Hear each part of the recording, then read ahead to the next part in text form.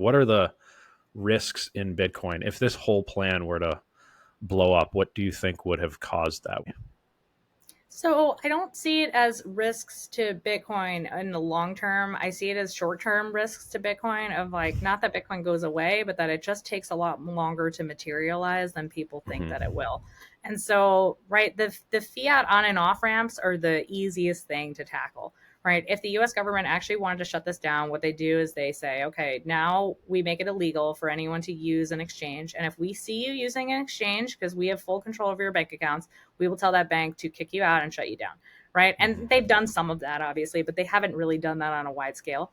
I think that that would probably be the max of what they'd be able to do. I mean, short of them kicking down people's doors and actually lifting people's hardware wallets, which I think is would be very unpalatable and un-American, to be honest, without warrants and so forth, seizing people's Bitcoin, right? People are still going to Mm-hmm. actually own this asset, right? It's just going to be hard for them to maybe do anything in it until, like, there's some sort of reform that happens.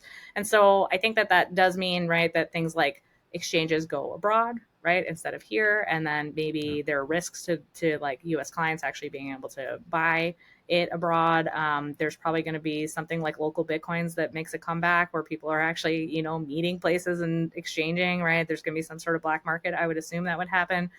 Same thing with businesses, right? Businesses who were accepting it before, maybe they don't publicize that they're doing it anymore, but like people who know, they know, like I Yeah. feel like there's going to be a lot of that going on.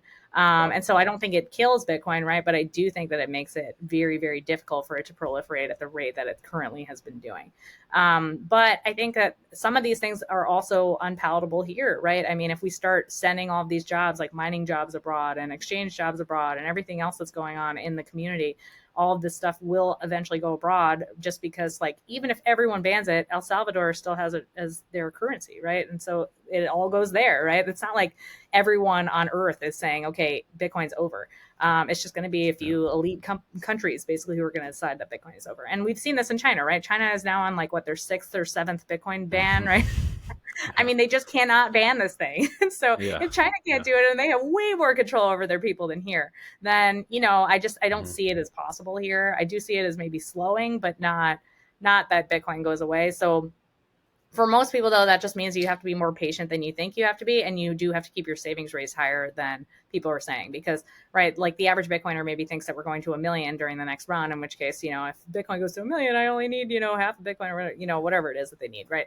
In which Yeah. case, they don't think that they have to save, and then they're still living their fiat lifestyle and so forth. And so I would still say use traditional rules of thumbs to help you during this transitional time, right? Of, okay, it's still proper to save 20% or more of your pre-tax income every single year, no matter what, right? If you want to save it in Bitcoin, great. But like, Mm-hmm. these are steps that you need to be taking so that you are appropriately saving, so that should this take longer than everybody thinks it will, that you actually have something to live on later.